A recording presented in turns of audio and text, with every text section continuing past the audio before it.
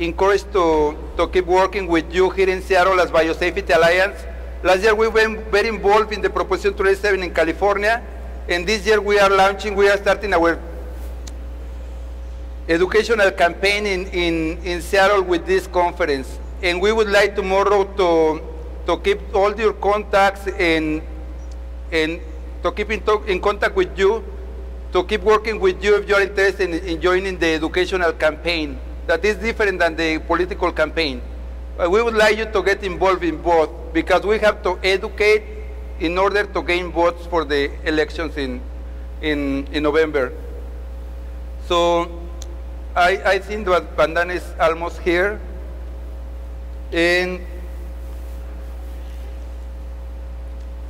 the past 3 years, we have had the support of Vandana. She has been supporting us as a very small organization, a grassroots organization with very, very limited resources. And she is always open to support our conference, our presentations, our work. And we are collaborating all the time with her. And we have her tonight here. She is a little tired because she has been traveling. You know, she's always traveling, flying from place to place, planting seeds, you know, seeds of freedom, seeds of justice. And I don't know, I would like her to come directly to the podium. Maybe she's a little tired. Okay, I think she's making comfortable herself now. You know, she's very busy. Usually she's very busy. We try not to take her much of her time. And well, we cannot say much things about Vandana. We have learned a lot from her. She's our mentor, our friend. She's our teacher. She's our leader. She's our hero. You know, I think you should come because people are expecting you, you know. Thank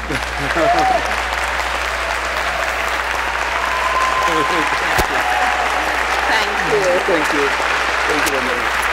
Okay, I'm going to put this in you.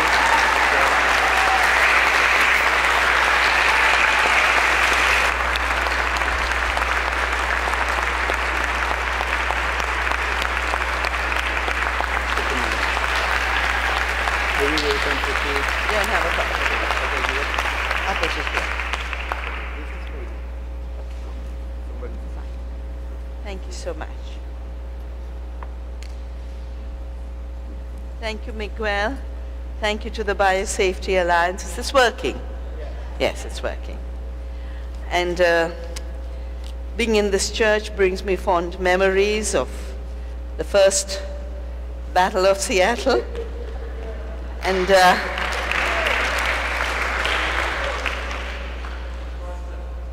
And of course, you know, what got me connected to the whole issue of World Trade Organization was that in 1987, I was very fortunate to attend a meeting where the big agrochemical companies were now preparing to move into biotechnology. And at that point, they had no product on the market. It was still a strategy, and they laid out the strategy.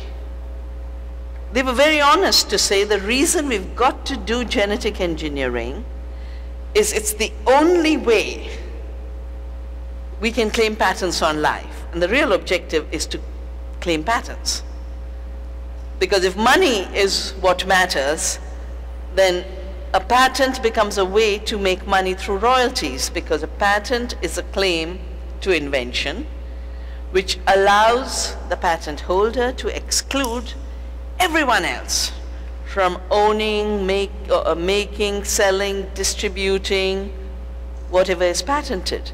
But when it comes to seed, a patent on seed means you can prevent farmers from saving seeds.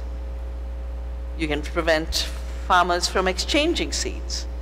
You can prevent farmers from having their own seed, which is the kind of laws being pushed under what is called compulsory registration, very often through originally French legislation called UPOV, but very often without it.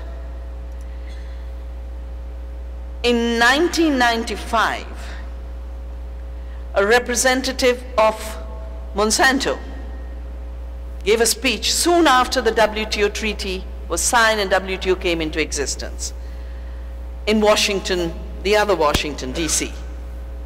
The Washington I think we could all do without and be better off.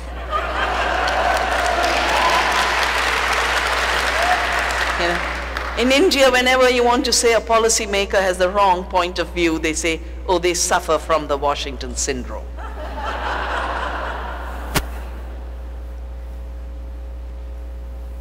The issue of the Washington syndrome is, of course, not just that the World Bank and IMF are there, but because corporate rule globally is implemented via Washington. And that's what happened with the intellectual property issue. There was no term called intellectual property. There was patents, copyrights, design, all distinctive protections. And then it was all mixed up into one, intellectual property, and a representative of Monsanto, James Enyart, in 1995 said, we've achieved something unprecedented. We wrote a law, took it to our government, which then imposed it to the rest of the governments. We were the patient, the physician, and the diagnostician all in one. Now, how were they the patients? They were patients because farmers were saving seeds. And Monsanto was falling ill because they weren't able to make profits as long as farmers saved seeds. And they offered a solution. It should now be an intellectual property crime. And that's the day I decided I was going to fight WTO, going to fight patents on seed and fight GMOs for the freedom of life and freedom of farmers and freedom of all people.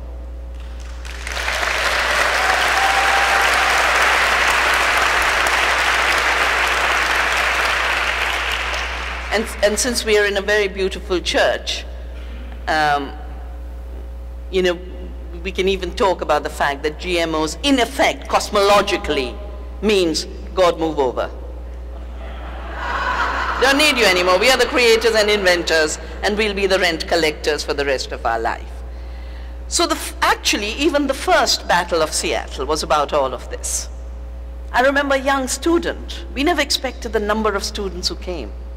One student grabbed me on the streets and said, I'm here because of your book, Biopiracy, which is where we started to say, once corporations have a monopoly on life, these will be the kind of things that will happen. You all have started through your movement.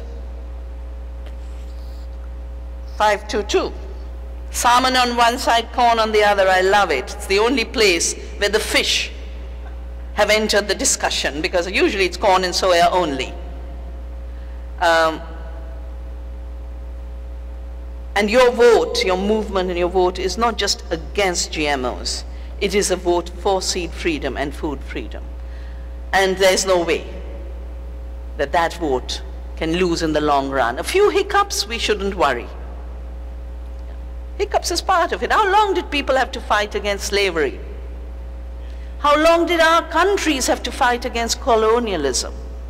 You know, if we thought it would be like instant coffee of Nestle, we'd have given up. But we know movements aren't instant. You know, Phil is here in the room, and I think you and I were the two people in the ecology movement in 1992 at the Earth Summit, which were naming biotechnology as an ecological problem.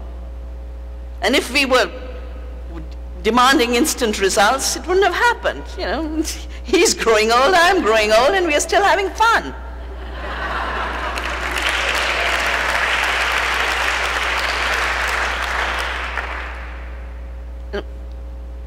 You know, in my worldview, nothing is a thing. I'm trained in quantum theory. There aren't things in the world. They're connections. I did a PhD on the non-separability in quantum theory, but there's non-separability in everything. So when we look at GMOs, we need to look at the relationships they engender. not just the corn with a toxic gene or Roundup resistant gene. And unfortunately, they engender very toxic relationships. The most serious toxic relationship is by hijacking our democracies. Not one GMO would be in the market if people's consensus was the basis of making decisions about our agriculture, our food. And in fact, the first thing that corporations like Monsanto must do is destroy democracy, corrupt governments, buy decisions. So you had your strange Monsanto Protection Act pop out in a budget law, and that too in the defense expenditure part. I guess they knew they should be in the defense expenditure part because they're now working so closely with Blackwater. So, for them it's all about a militarized approach to life. In India, they are trying their Monsanto Protection Act to undo a law we've had since 1989, pre-Rio. Our scientists were so visionary, they said, we cannot afford to do genetic engineering without a biosafety regulation. And we got our laws in 1989, and we've used those laws very effectively. I used our laws to stop Monsanto in 98 from commercializing its BT cotton. Of course, in the 4 years between 98 and 2002, they found the politicians to bribe and the bureaucrats to bribe, and they finally got an approval. But there is no approval for any GMO food in India in spite of all of Monsanto's pressure, not one.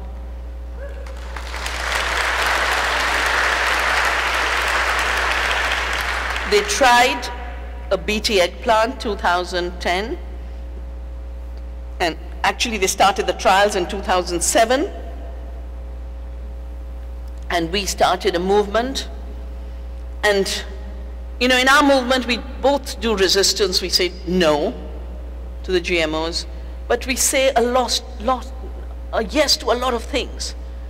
Right here in this church, in another room, during Seattle, the protests, the Diverse Women for Diversity, which is a movement that grew out of protecting biodiversity and fighting GMOs, we had a beautiful diversity lunch cooked by local women. So for the BT eggplant, one of our big things was, we have not just 4,500 varieties of eggplant in India. India is the home of eggplant. But we cook it in so many different ways, unbelievably diverse ways. So we had celebrations in dinner time, and we, got children involved, and they wrote to the ministers, Prime Minister, Health Minister. And when they still got an approval, we pushed the government to have public debates. And the Environment Minister of that time held public debates in 7 cities of India,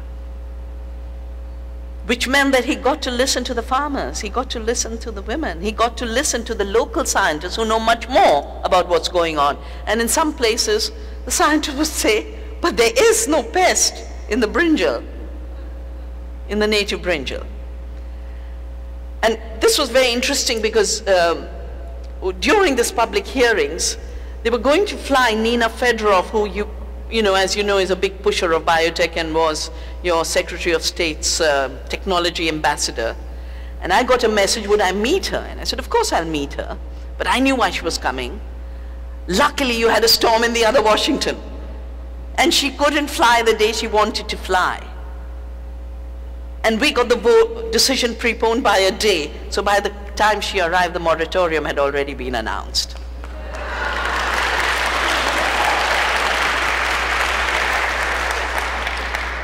And your vice president is actually visiting us now, trying to scold us as they always do. You've got to strengthen your intellectual property rights. You've got to strengthen your intellectual property rights. And very often our government sort of chickens in, but sometimes they get guts. A few weeks ago, our patent office rejected one of the broadest patent claims of Monsanto. It's for all climate resilience of all crops. And the Patent Office basically, ruling on the basis of clauses we've been able to put in to our Patent Act in spite of all the pressures of the WTO, we have two very strong clauses. One is in Article 3D, which says a new use of a known substance is not an invention.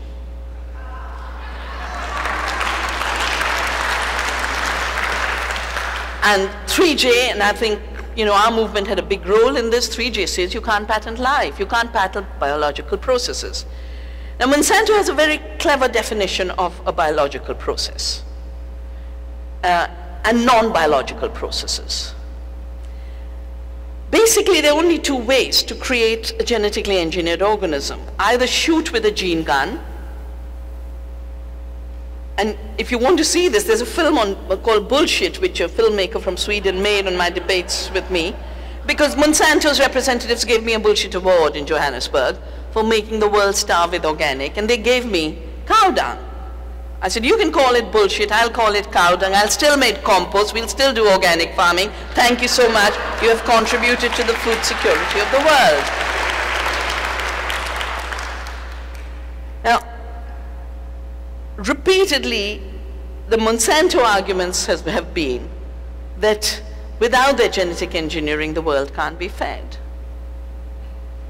And now the data is out clear because we've got 20 years of experience with GMOs. First, the claim of hunger. Nowhere have yields increased because of genetic engineering. Because as I was saying, you can either shoot with a gene gun or infect with a plant cancer.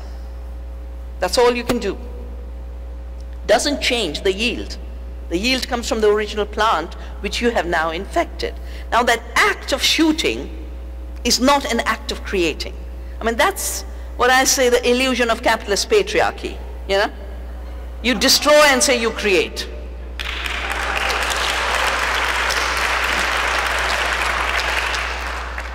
And this illusion of creation is what really needs a lot of sorting out. Part of it is a mental disease, so it needs a lot of psychiatric help.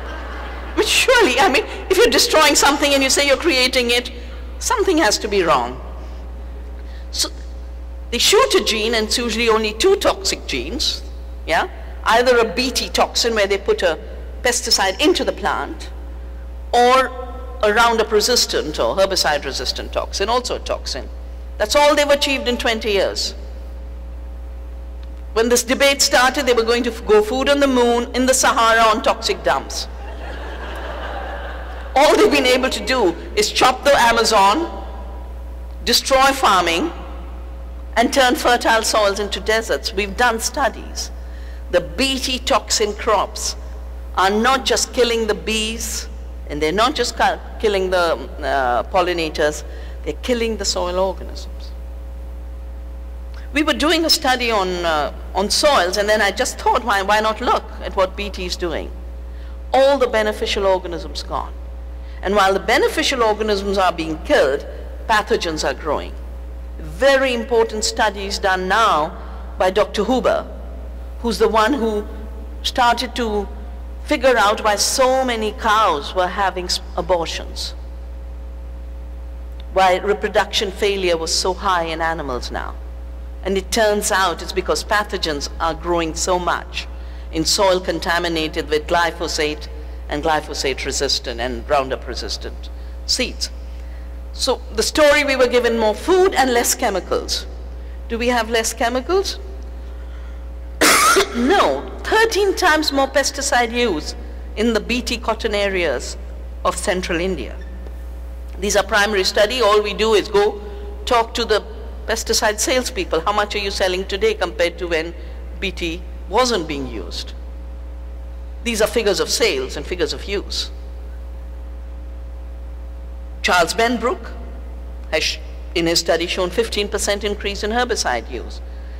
And it's inevitable because the tools that are being developed are so crude. First, you really don't know what's going on.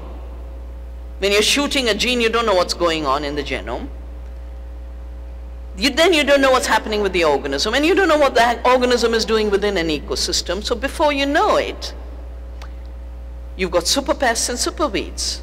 The bollworm for which the Bt cotton was evolved is resistant. So now they've got bollworm Bollgard 2, and they're preparing Bollgard 3, and they've got smart stacks, yeah, 8 toxic genes. But each of those genes is failing to do the job it was meant to do. Roundup resistant resistant seeds have led to emergence of superweeds on 70 million acres of this country. 70 million. Half the farms of the United States are overtaken by weeds that can't be controlled.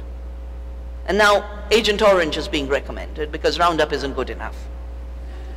Now, Agent Orange was created for violence against Vietnam. So when you say no GMOs, you are saying we will not allow this land, this country, to be turned into a war zone.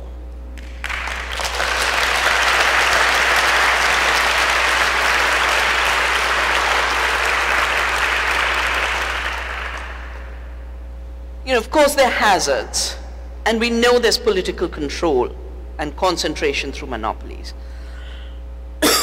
But there are costs that are often not talked about. I find it fascinating that one of the most serious costs that we've had through GMOs in India, and as I said, the only crop that we have is Bt cotton.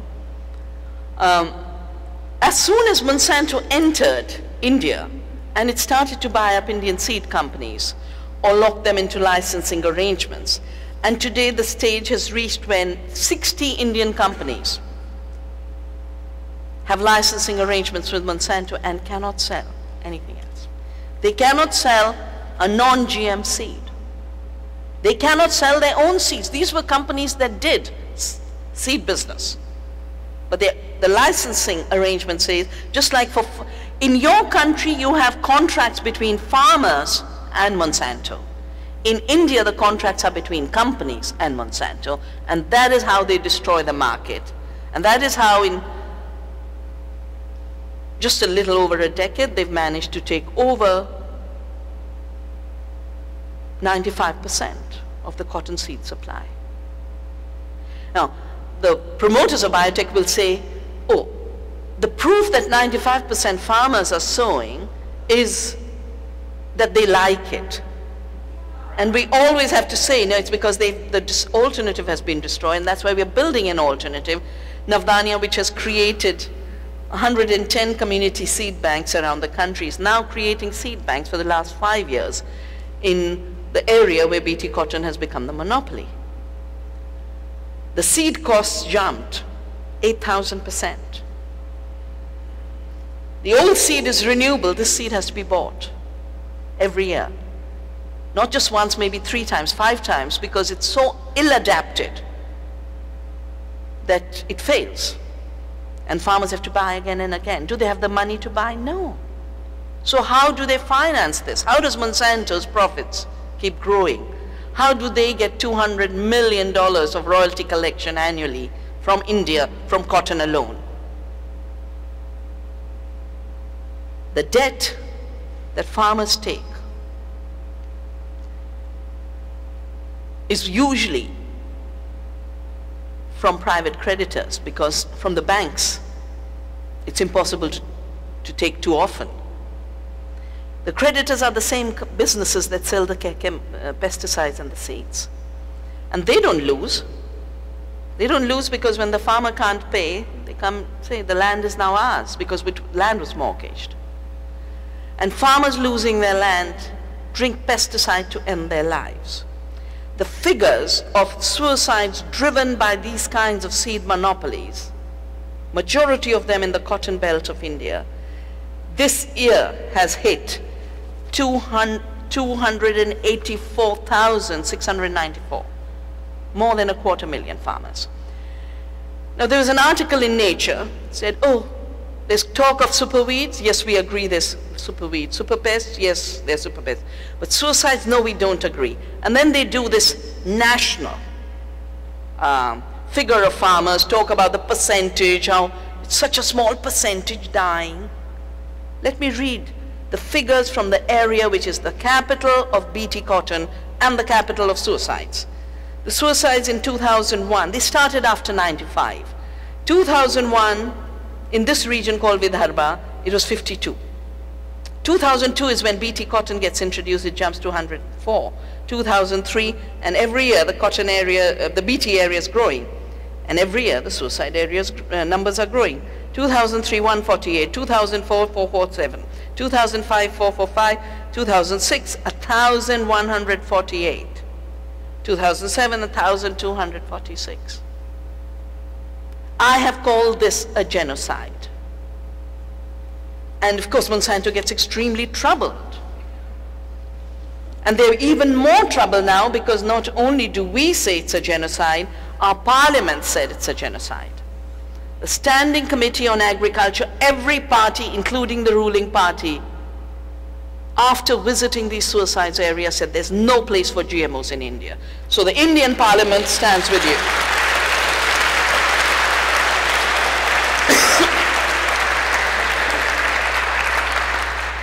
The Supreme Court of India set up a technical expert committee which has just submitted its report. First they say for 10 years or more till we get up proper biosafety systems in place, no BT crops. Herbicide resistant crops never, because we are a land of diversity.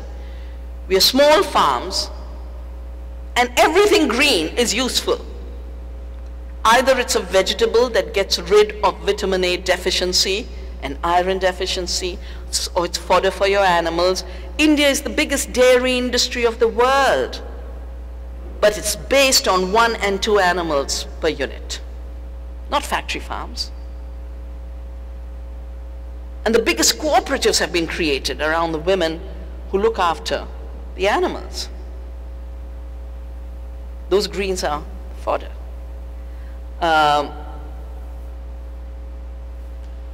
When we were having the discussions around the Convention on Biological Diversity, I remember at a particular convention meeting, and Monsanto was always pushing the GMO option and trying to block biosafety.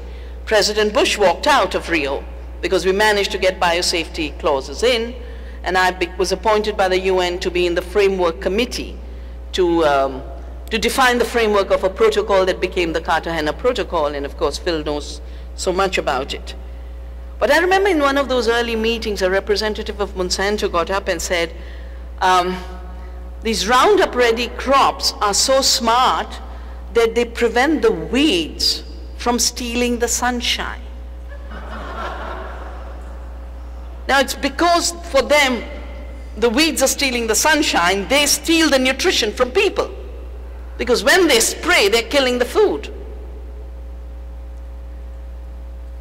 And after they've created deficiencies, they say, oh, now we'll make a vitamin A rice, which will solve the problem of blindness, rather than say, stop spraying and let the greens grow. I've done studies, 250 species of greens grow voluntarily in the farms of India, which are a base of food, and they go with women's knowledge. So far we've managed to stop the golden rice, but every once in a while, recently the agriculture minister of UK said those who are fighting golden rice are killing people. And every once in a while you get this thing of killing people. The latest they've evolved is a banana enriched with iron. Now, banana is such a delicious fruit. It is a magical fruit. In fact, it's called the fruit that gives everything. And I realized while doing the research on this that its scientific name, Musa sapientum, comes from the fact that Alexander, he came to conquer India. And he found all these people eating bananas, especially the sages. And he says the wise people eat this amazing fruit, and he introduced banana to the West. So Musa sapientum now, a very unwise idea of genetically engineering the Musa sapientum. for increasing iron content. Iron isn't the best gift of the banana. It has only 0.44 milligrams. But we have so many foods that do provide a lot of iron. Turmeric, we eat it every day in our sabzis and our dals. 67.8, tamarind pulp 17, poppy seeds 15.9. Mango powder, we dry mango powder for souring, 45, neem 25, buckwheat 15. I could go on and on and on. Now where does this crazy idea of genetically engineering banana for iron and then saying this project is going to prevent Indian women from dying in childbirth because of anemia?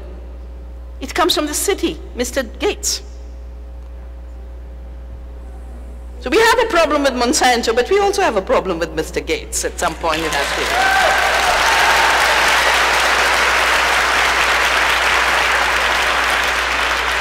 Gates is financing one scientist, Australian Mr. Dale, to do genetic engineering of banana, not in the Central American republics, they call the banana republics, but in India and Uganda. Why? Because for us, you know, India is the biggest producer of banana. In Uganda, banana is the staple. They don't eat rice and wheat. They eat banana.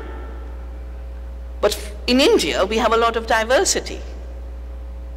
And Dale already has patents on the banana.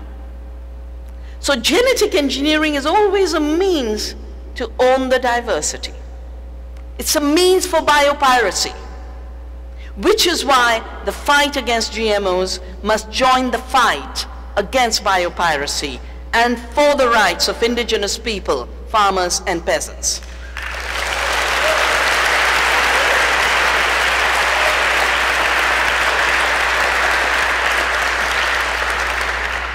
The No to GMO Banana campaign is a yes to indigenous biodiversity and knowledge. And join it. It's available on the Navdanya website, NAVDANYA, and we should all make it ours. And when you've, you know, won the labeling vote, then we'll turn to bringing sanity to Mr. Gates.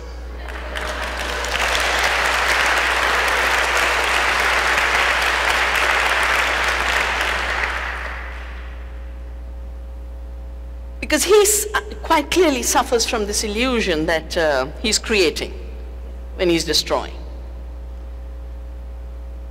All the biotech industry has first joined him for AGRA, the Alliance for the Green Revolution in Africa, when we know the damages the Green Revolution did in India.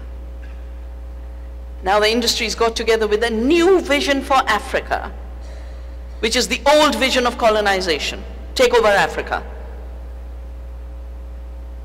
Land grab, seed grab, biodiversity grab. There was a vote recently in the UN Human Rights Commission, and the US government refused to recognize peasant rights, saying it is creating new rights. So it's very interesting. They create new rights like intellectual property rights and seed, and they treat the ancient rights of farmers to seed, to save seed to exchange as a new right. They create a new right to grab land, and they call the ancient rights of peoples who are ancestors, whose ancestors have habitated that land, and they call that ancestral right a new right. And this comes from a particular kind of thinking about rights that was related to colonization. The legal juridical category that was created for colonization was terra nullius, empty land. The native people of this land were not people. Aborigines in Africa were not people. They were fauna and flora. And the argument that the indigenous people here, the First Nations, were not people was very interesting, because they don't put their cows into a fence. For Australia, it was brilliant. They don't cultivate apple. Why should they? You know, they got all the wild lands. So they took a European measure and said, you don't do this. In any case, you know, when I was writing my book on patents, biopiracy, I wanted to figure out where did this word come from, the word patent. And it didn't come from invention. It came from what Columbus was carrying, a letter's patent, a letter, open letter. Patent means open, because the conspiracy letters were sealed. Takeover letters were open to go to other people's land and declare this is mine. And the papal bull had said, you can take other people's territory. And that's what Columbus's open letter said. Go find places not ruled by white Christian princes and declare them as the territory of the European kings and queens. And exactly that same thing is now being done to life as was done to land. I call it bio nullius. Assume life is empty. Yeah? It's empty till you put a toxic gene, then you've created it. Yeah? It is empty till you've put an iron into banana. There's no iron in the biodiversity of nature. It's empty because only Monsanto and Mr. Gates have brains, the rest of us don't. Because you know what's intellectual property right technically translated is a property in the product of the mind, which in effect is saying all the corn evolution of the peoples of Mexico and Peru and other places and Native Americans, no, that was not intellectual work. And the category given to this in the literature is land races, you know, as if all of this diversity of corn and 200,000 rice varieties popped out of the land, just like that, popped out. But the GMOs popped out of Monsanto's head. But Monsanto is a corporation. It is a legal fiction that it's a person. So it's a fiction that it has a brain or a mind. And therefore it's a fiction that it has property in the mind. So one of our big challenges is to deal with the fictions and the illusions that rule us. And this is not just a scientific debate. Of course science has a role. But it's also a debate about creativity. Where does creativity come from? It's a debate about thinking differently and a change in worldview. And it's a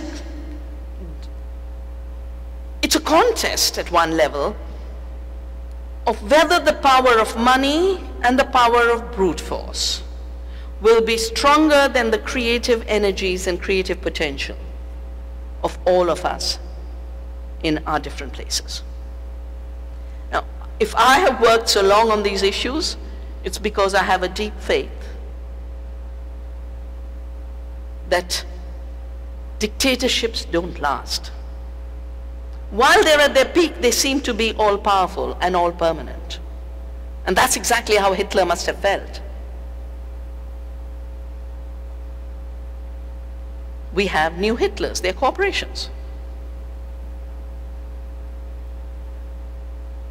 And we have to learn how to deal with these new dictatorships.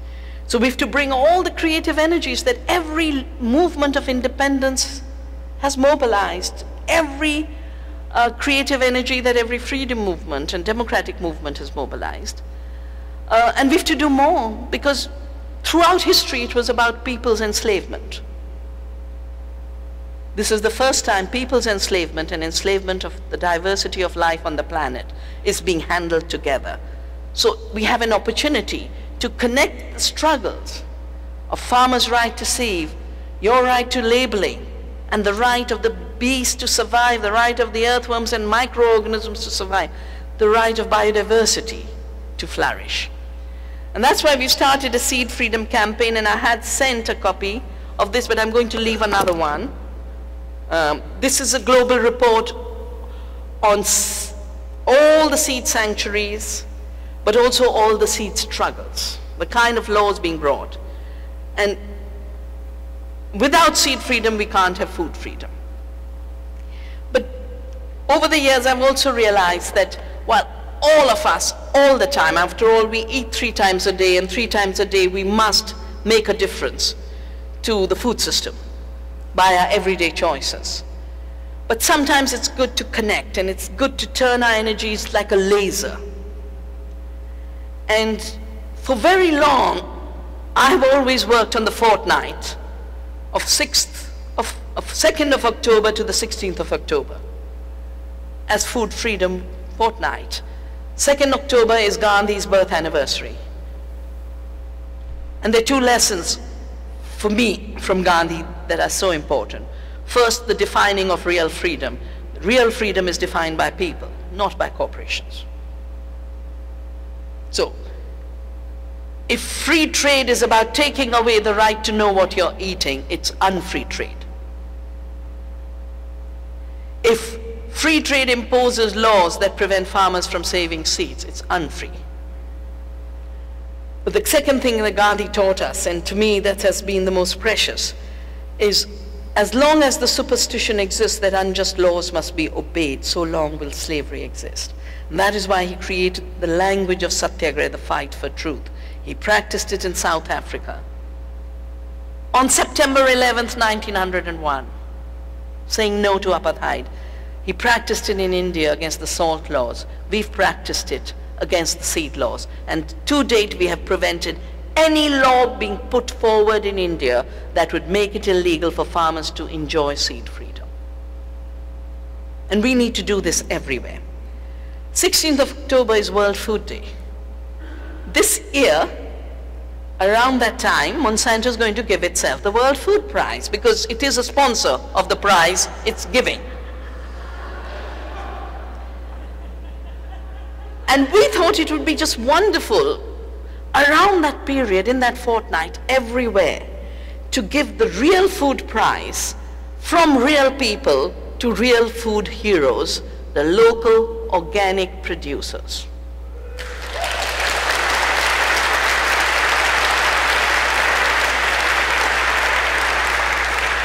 This would also make every community recognize how rich and abundant their community is.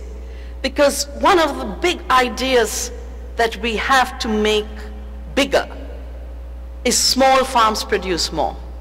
Local systems are more productive. In Navdanya, we've done studies that show that biodiverse farms produce much more food and higher incomes for producers. Monocultures don't. Chemical farming takes the incomes away because money is being drained out. But also local systems are the only way to create real food democracy. The long distance chains of Walmart are wasting 50% of the food and then not bringing us the kind of food that we need to eat. All of the GM corn and soya is only 10% in the human, directly eaten. Most of it is going as biofuel and the rest is going as animal feed. Commodities do not feed people. Growing more commodities creates starvation. Growing more food is what we need. And we need millions of gardens. I hope in this area, as part of your fight against GMOs, you will adopt the positive movement that we are spreading of seeds of freedom for gardens of hope. That every place should be a garden. Every place we can find, a school, a community center, a farm, wherever.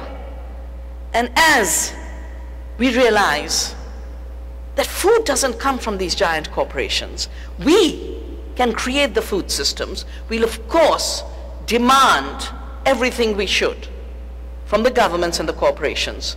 But more importantly, we must dedicate ourselves to the creative acts that are in our hands so that we can be the change we want to see. More organic farms, more local farms, more democratic and resilient food communities will not only grow more food, they will, most importantly, grow more freedom.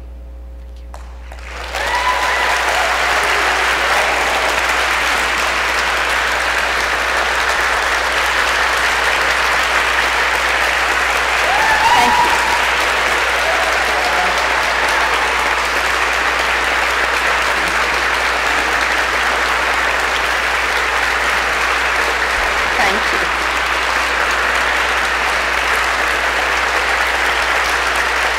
Thank you very much, and thank you for letting me be part of your movement at this very important.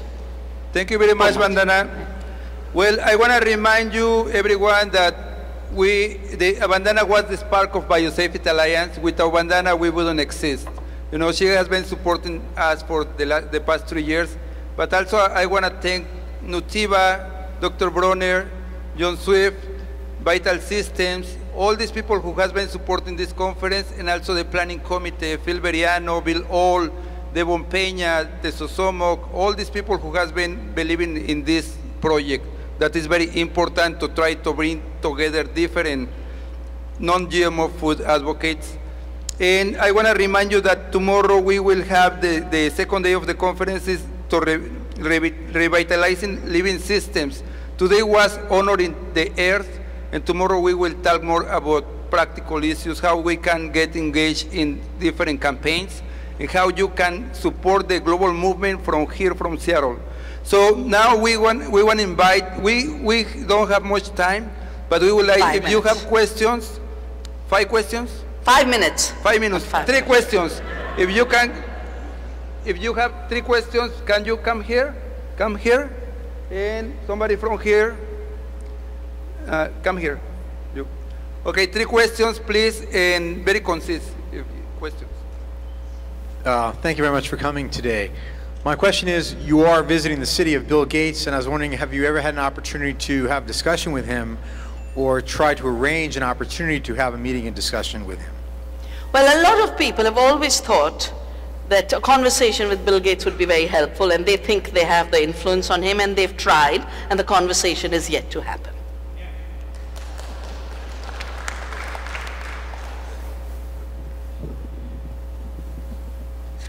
Thank you for coming to Seattle. I met you a few years ago up in Canada at a Gandhi conference, and at that time it was the first time I ever heard the word terminator seed.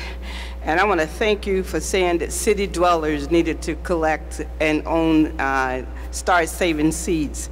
And I started doing that a few years ago when you mentioned that. I met you in Alberta, Canada. And yeah, thank you.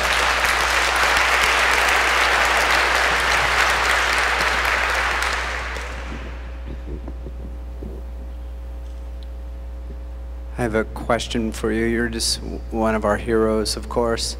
I'm a teacher of 10-year-olds, 10 and 11-year-olds. What do you think the most important lesson is that I can pass along to them? The gardens of hope. Just get them to start planting open pollinated seed for a garden, and out of it they learn the abundance in that one seed that become 100, 1,000, and can be saved year in and year out.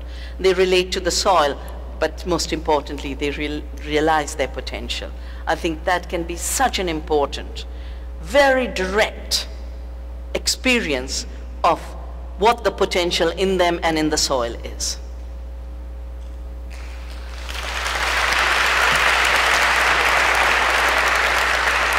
Namaste. I'm very much with you in what you said about the creative potential. That is something very real, and it's a real force that the world has forgotten about. And I really understand what you're saying, and I'm just wondering if you have any ideas, because I feel like we need more urgency around this, because people don't really think about this anymore. The creative potential and following your heart and doing, if everyone does this, we have so much power. But it can be heartbreaking to see that not a lot of people, it's not the majority in the world that sees this. It's a very small minority, unfortunately. Yeah. And I'm just wondering what you have to say on that. Well, 2 things. One, remember what Margaret Mead said, never estimate the power of a small group of people who are deeply committed to bring change. It's the only thing that ever has. So don't worry about the numbers not being 7 billion. The main thing is we've got to build a vibrant, attractive alternative. And for that, we've got to multiply the knowledge and the awareness. Some of it takes place through resistance, some of it takes place through creative action. The reason I've created an Earth University on our farm, where we save, I don't know, if you come now, you'll see 700 varieties of wheat grow, and next season 150 varieties. The storms of this year wiped out are planting, but we've planted all over again. That's life, you know. Don't give up. And I would love for some of you to come. Now, every year we do, in September, a whole month of a course on the A to Z of ecological and organic farming, where we talk about living seed, but also how everyone can be a seed saver and seed breeder. Living soil, all of the amazing life in the soil, which we've been made to forget by thinking soil is dead. And living food, because by thinking of food as a commodity and it's something you buy off a supermarket shelf, we have forgotten so much of food as both a source of health and food as a source of disease. So I think we've got to create more learning centers, more multiplication, but most importantly, while you will carry on the second battle of Seattle, remember our biggest strength is solidarity and joy. Thank you.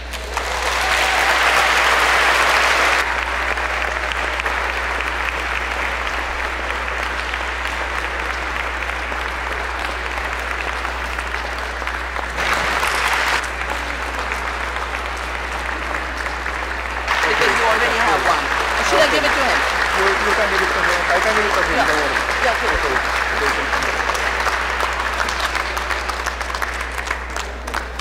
Thank you to Vandana. If you have to go, you can go, but I would like to invite a couple of people to speak. And I think that Vandana is very important for the movement, because every time she comes to speak, a lot more people get engaged in the movement. So I wonder how many of you are going to support the non-GMO movement in Seattle this year. Woo.